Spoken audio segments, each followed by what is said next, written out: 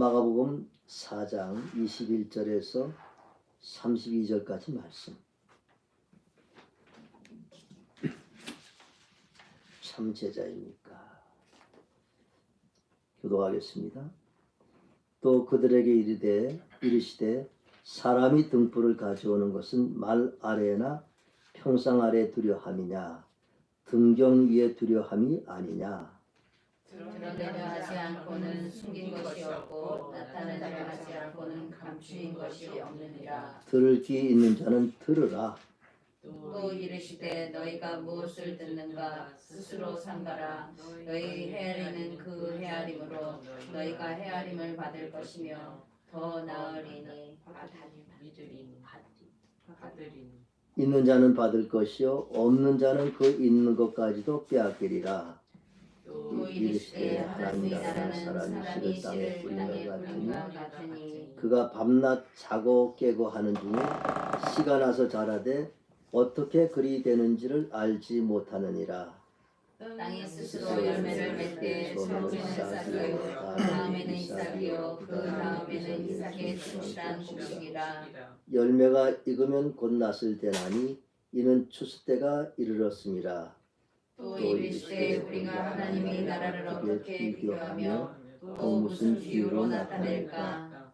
겨자씨 한 알과 같으니 땅에 심길 때에는 땅 위의 모든 씨보다 작은 것이로되 심긴 후에는 자라서 모든 풀보다 커지며 큰 가지를 내리니 공중의 새들이 그 그늘에 깃들일 만큼 되느니라. 아멘.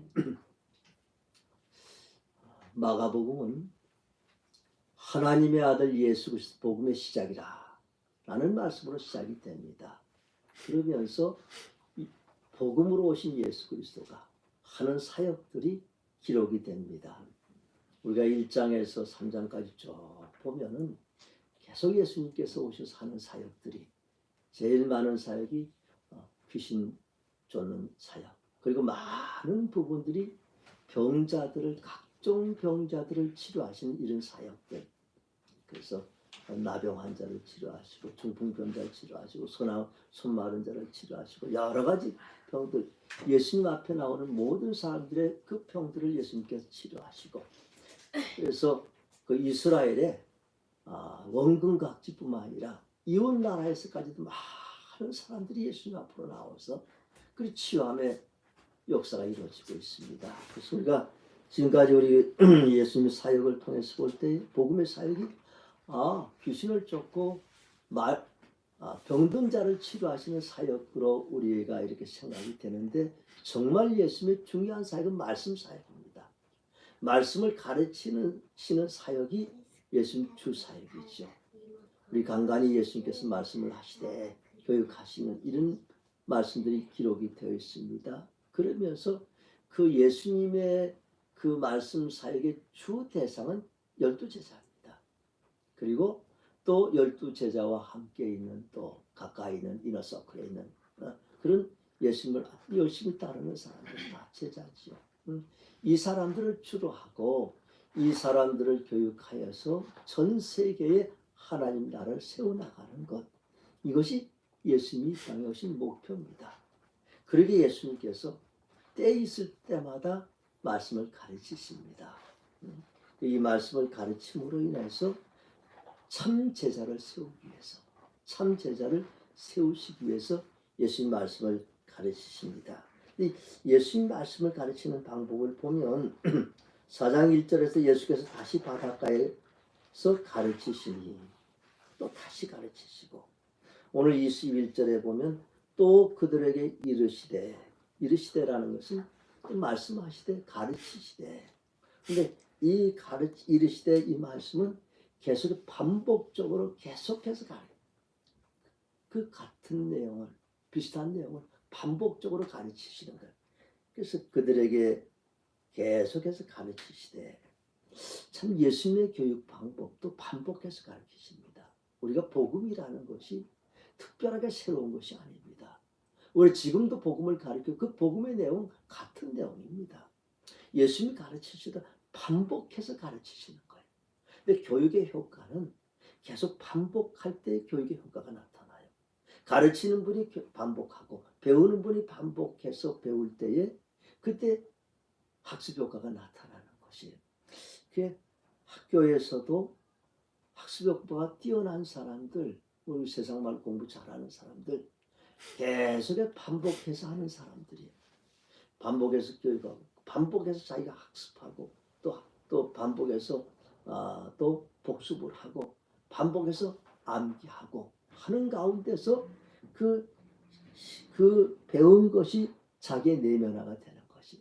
그리고 나서 그런데 이제 조금 학습 효과가 그렇게 뛰어나지 않은 학생들은 반복하는데 재미가 없어. 그냥 한번 깨달아서 내가 다 아는 건데 이걸 뭐 또 하고 또 공부하고 또 공부하고 또 외우고 하느냐. 그렇게 되면 그것이 자기의 내면화가 되어나가지 않아요. 우리 예체능 하는 그 선수들 또 연예인들 이야기 들어보면 야구 선수가 훌륭한 야구 선수들은 하루에 스윙을 1000번을 한다는 거예요. 계속해서 그 배트를 가지고 스윙 연습을 그렇게 하는 거지. 배팅 연습하는 같은 것을 하루에 1000번씩 이렇게 하는 거예요. 그게 딱 몸에 배어서 그래서 어떤 볼이든지 어디든 치면 안타가 되고 치면 홈런이 되고 대선수가 됩니다. 가수가 새로운 곡을 취입할 때 몇 번 노래를 부르는지 아세요? 3000번을 노래를 부르고 취입을 한다는 거예요. 한 노래를 부르는데 100번도 300번도 500번도 아니에요. 계속 같은 노래를 반복하여서 그리고 나서 시흡을 해서 그 노래를 내놓을 때 그 노래가 모든 사람들을 감동을 시키는 거고 그리고 히트송이 되어나가는 것이. 우리 검정호 집사 우리 전에 그런 이야기 가끔 들어요. 제자들이 와서 배우는데 계속해서 반복 훈련을 시키면 그 잘 따라하는 학생도 있고 따르지 않은 제자도 있고 잘 따른 제자는 또 수준급의 연주자가 되는 것이고 그냥 이 정도 알았으니까 됐다라고 그만한 학생들은 그냥 그만한 수준에서 그냥 머무는 것이. 그러니까 이 반복하는 것이 얼마나 중요한 것인가. 우리 성경은 항상 반복이에요. 학교의 교과서는 다 달라. 학년마다 교과서가 다 달라. 성경은 학년마다 안 달라요. 어린이 때도 같은 성경. 중학교, 고등학교, 대학교를 다녀도 다 같은 성경이에요. 청년이 되어서도 장년이 되어서 노년이 되어서도 같은 성경을 보는 것이 우리가 계속해서 반복하는 것이 반복해서 읽고 반복해서 묵상하고 그런 가운데서 이 말씀이 은혜가 되는 것이 그리고 이 말씀이 내면화가 되는 것이고 이 말씀이 내면화가 돼서 능력으로 나타나는 것이 그래서 계속해서 반복한다는 것 우리가 성경을 계속 반복하고 말씀을 계속 반복해서 듣는다는 게 얼마나 중요한 것인가. 예수님이 그렇게 교육을 시켜서 그 다음 예수님이 교육시키는 목적은 무엇인가. 첫째는 우리가 지난주에 그 씨 뿌린 자의 비유에서는 제자들을 향해서 너희가 참 제자냐 참 제자를 판별하는 것이 길가밭이 있고 돌밭이 있고 가시떨기가 있고 좋은 밭이 있고 누가 참 제자인가 스스로 제자들이 내가 참 제자다 아니다 라는 아이덴티티 정체성을 갖게 되는 것이. 그러면 참 제자라는 사람은 누구인가 라는 것을 오늘 말씀을 하는 것이. 참 제자는 어떤 사람인가. 배운 것을 전하는 사람이 참 제자예요. 우리가 학생들이 아무리 공부를 열심히 해서 그것을 자기만 가지고 있으면 그건 자기 것이에요. 그것을 이웃으로 전하고 가르치고 하는 가운데서 배운 것이 능력으로 나타나게 되는 것이. 예수님 제자들도 역시 마찬가지입니다. 그냥 복음을 듣고 예수님 가르침을 받고 그것을 가슴에만 간직하면 되느냐. 오늘 예수님께서 등불의 비유를 말씀하세요. 등불은 그냥 말 아래 이 말이에요. 말 쌀 때는 이 말 아래 두려고 등불을 킨 건 아니잖아요. 또 침상 밑에다가 두려고 등불을 킨 건 아니잖아요. 등정 위에다가 그 등불을 놓고 그 방을 밝히려고. 제가 군대 생활할 때만 해도 군대 전기가 없었어요. 그래서 항상 저녁 되면 그 호약불 유리로 이렇게 된 거. 그 밑에다가 제일 밑에다가 이 석유 넣고 그 심지가 있어가지고 거기 불을 켜면 거기 불이 환해서 그 이제 등경이 이렇게 있어요. 거기다 올려놓으면 내용안 전체가 다 환해지는 것이. 그러니까 등불은 불을 등경 위에 올려놓고 잘 비치는 데 올려놓고 그 온 공간을 다 밝히는 것. 이것이 등불의 역할인 것이. 이 복음이라는 것은 빛이에요. 예수 그리스도가 빛이고 예수 그리스도가 복음입니다. 예수 그리스도가 빛으로 오셨어요. 예수 그리스도 오시는 곳마다 예수님 가시는 곳마다 어둠이 물러가고 광명의 역사가 일어납니다. 예수님 빛으로 오신 분이지. 그 예수님 복음이에요. 이 복음이 전해지는 곳에는 어둠의 세력이 물러가는 것이. 복음이 도착하는 전해지는 곳곳마다 어둠은 물러가고 하나님 나라가 세워집니다. 이 일을 제자들이 해 나가는 것이. 끊임없이 제자들이 이곳저곳 다니면서 예수님께서 제자들 보내기 위해서 전도도 하며 보내기 위해서 예수님이 제자들을 세워서 이 사명들을 감당해 나가기를 원하십니다. 그렇게 해서 예수님의 제자들이 실제로 나가서 등불의 역할을 하는 가운데서 하나님의 나라가 세워지는 것이. 이 복음이 뿌리고 복음이 심겨져서 거기서부터 하나님의 나라가 시작이 됩니다. 그러면서 오늘 이 하나님의 나라에 대해서 말씀을 하시는 것이 쭉 말씀을 하시면서 이 하나님 나라를 비유로 말씀하시되 하나님 나라는 사람이 씨를 땅에 뿌리는 것 같다. 이 제자들이 복음을 뿌립니다. 복음을 전합니다.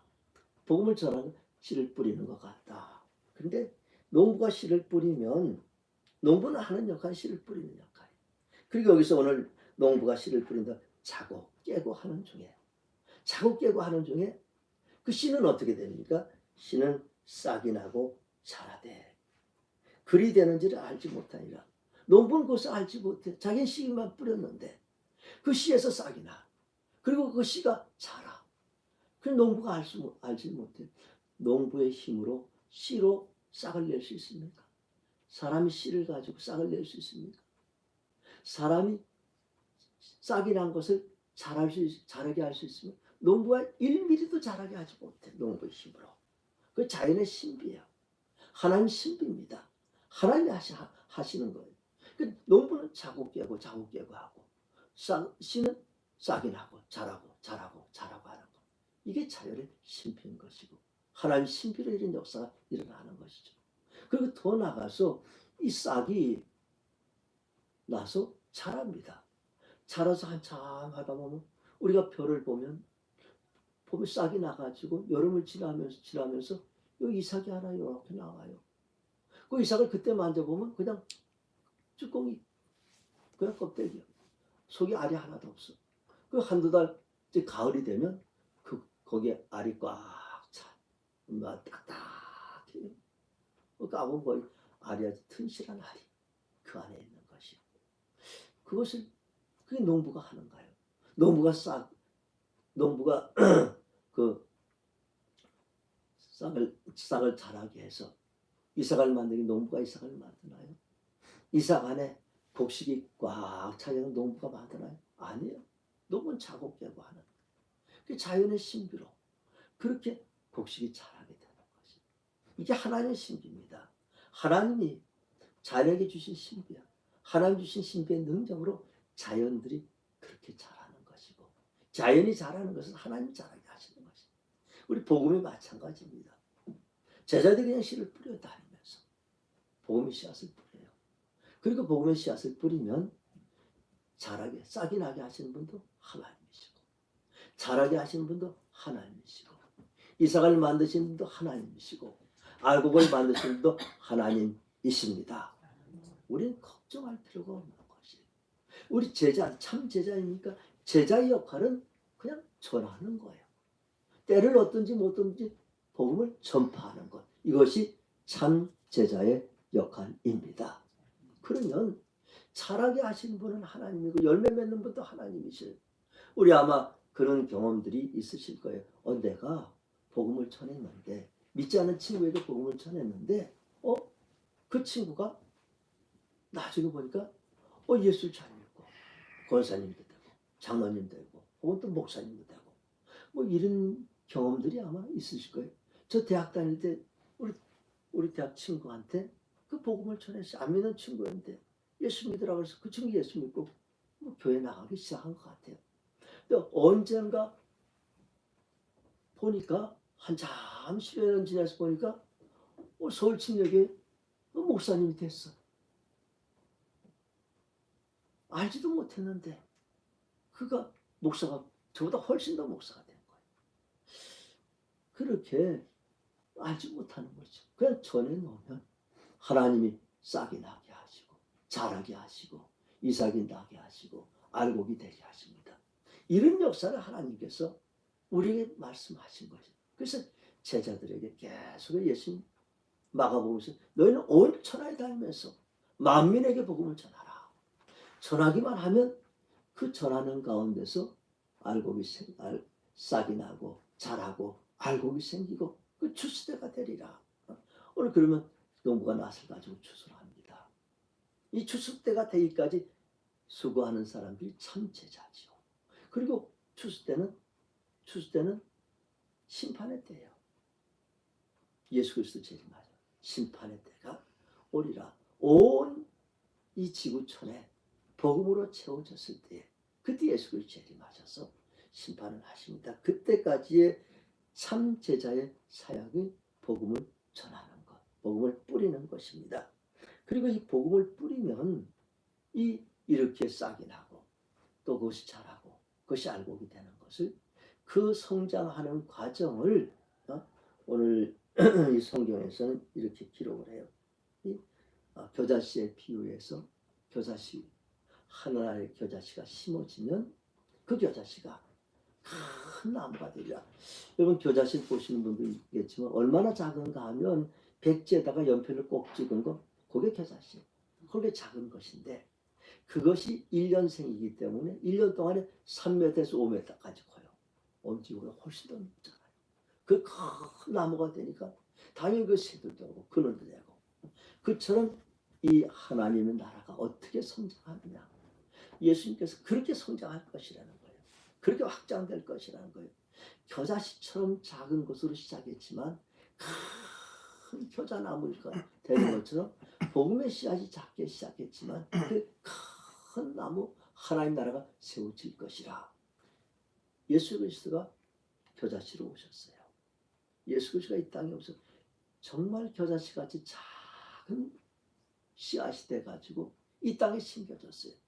그 예수 그리스도를 통해서 하나님 나라가 겨자씨처럼 겨자의 나무처럼 확장이 돼 나가는 것이 예수님 사후에 예수님 부활 승천하신 후에 그 제자들이 예루살렘을 떠나가지고 수아시아로 가고 그 그리스로 가고 로마로 가고 유럽으로 가고 그리고 그것이 그 복음이 다시 미국으로 가고 그 복음이 다시 한국으로 오고 그리고 참 우리가 아시아를 전도하고 아프리카를 전도하고 특히 우리 교회는 또 네팔을 선교하고 그러는 가운데 하나님 나라가 얼마나 확장이 돼요. 조금 아까 우리 영상도 봤지만 우리 생명나무 교회를 통하여서 작은 겨자씨 같은 생명나무 교회를 통하여서 네팔에 한 신학교를 세웠더니 그 신학교가 큰 나무가 되는 거예요. 우리 지금 학교 네팔 내야 또 네팔 밖에 참 한 800명 이상의 학생들을 지금 교육을 하고 있는 거죠. 그 800명 학생들이 가서 또 복음을 전하는 것이 얼마나 그 복음이 확장되어 나가는 것이 계속해서 확장이 되어 나가시는 거. 그리고 선교치료학과를 통해서 이제 또 건설을 해가지고 계속해서 전부 참 제자를 만드는 이 훈련들을 해 나가는 것이고 이를 통해서 하나님 나라가 확장되어 나갈 것입니다. 이처럼 하나님 나라가 예수 그리스도로 시작한 겨자씨로 시작한 이 하나님의 나라가 이렇게 확장되어서 온 세계 하나님 나라가 세워질 것이 그럼 우리가 이런 질문다. 하나님 나라가 이 땅에 임하였는가? 하나님 나라가 이 땅에 왔는가? 라는 질문을 할 것입니다. 거기 대답은 예스와 예, 그렇습니다. 또 아니요, 그렇지 않습니다. 얘는 이미 왔습니다. 그렇지만 아직은 안 왔습니다. 영어로는 already, 이미, not yet, 아직. 그러니까 already와 not yet 사이에 아직과 이미와 아직 사이에서 우리가 살아가는 것이 예수님께서 이 땅에 오셔서 하나님 나라가 시작이 되었는데 아직도 예수님이 왕으로 이 땅을 통치하지 않으셔요. 우리가 구약에 나오는 다윗의 예를 통해서 우리가 하나님 나라를 비유할 수가 이해할 수 있을 거예요. 다윗은 합법적으로 왕이 된 사람이에요. 하나님께서 사무엘 선지자를 통하여서 이세 아들 다윗에게 가서 기름을 부어 왕으로 삼으라. 하나님 명령을 받고 사무엘이 와서 다윗에게 기름을 부었습니다. 그럼 어떻게 해요? 이스라엘 왕은 누가 됩니까? 누가 왕이죠? 다윗이 왕이죠. 그 순간에 하나님이 인정하신 왕이에요. 이스라엘은 하나님 나라예요. 하나님 인정하신 왕으로 다윗을 세웠어요. 근데 거기에는 또 다른 왕이 있어요. 사울이 왕이에요. 그 기간 동안 다윗은 왕이 되었어도 계속해서 사울에 의해서 핍박을 받아 어려움을 당해 고난을 당해. 그러면서 다윗을 죽이려 하기 때문에 계속 도망을 또 다녀. 그런 가운데 다윗을 따르는 무리들이 생기게 되는 것이 그 유리방황하던 사람들이 다윗을 쫓아다니는 큰 무리를 이루어. 다윗은 그 사람들의 왕이야. 이미 다윗을 왕으로 추대한 사람들도 왕으로 따라다니는 사람들도 있어요. 그렇지만 아직은 아니었어요. 사울을 왕으로 추종하는 사람이 더 많아. 그런데 어때요? 10년 후에 사울의 세력은 완전히 쇠퇴하고 사울은 죽고 다윗이 왕으로 등극을 해요. 그때 이스라엘의 참된 왕이 다윗이 되고 온 이스라엘을 통치하게 되고 그 이스라엘이 그 다윗 왕으로 인해서 그 나라뿐만 아니라 그 이웃 나라까지도 다 통치하고 하나님 평강을 선포하는 그런 나라가 된 것이 이처럼 지금도 하나님 나라는 이처럼 아직 예수 그리스도께서 왕으로 오실 때까지는 완전한 하나님 나라가 아니고 우리는 그 안에 살아가는 것입니다. 그리고 우리 참 제자들의 역할은 그 하나님의 나라, 예수 그리스도 오실 그 하나님 나라를 세워나가는 그 일을 우리가 하는 것입니다. 우리 지금 대림절 기간, 예수 그리스도 다시 오실 예수님을 기다리는 이런 기간입니다. 대림절 기간에 참 제자의 역할이 무엇입니까? 우리 참 제자의 역할이 무엇입니까? 참 우리 교회로서는 정말 참 제자의 역할을 잘 감당하고 있습니다. 우리 선교를 통해서 네팔 갈 때마다 제가 세계 선교 감당할 때마다 정말 우리 교회가 참 제자의 역할을 감당하고 이 땅에 하나님 나라를 세워나가는 예수 그리스도 대림을 온전히 기다리는 교회입니다 라고 고백을 합니다. 그리고 우리 한 사람 한 사람도 스스로 생각하고 내가 참 제자입니까? 내가 참 제자입니까? 내가 이 땅에 하나님 나라를 세워나가는 참 제자입니까? 이런 질문을 스스로에게 할 수 있기를 원하십니다. 주님은 지금도 참 제자를 찾고 계십니다. 기도하겠습니다. 한번 말씀을 생각하면서 우리 결단의 기도를 한번 하십시다. 전 대림절입니다. 예수 그리스도 재림을 또 이 땅에 하나님 나라를 세우기 위해서 또 주님께서는 지금도 참 제자를 삼으시고 또 제자의 사명들을 감당하기를 원하십니다.